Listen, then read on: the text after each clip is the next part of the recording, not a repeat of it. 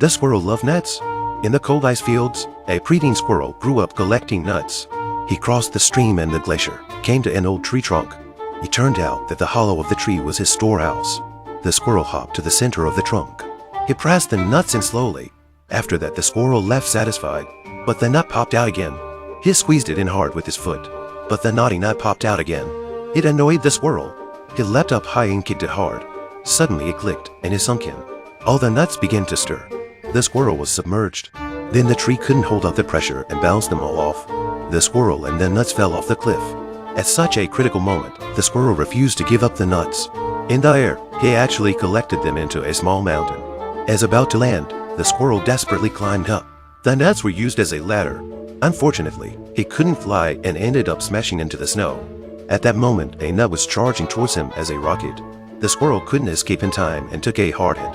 Worse still, the glacier cracked and was soon in pieces. Even the land plates are displaced.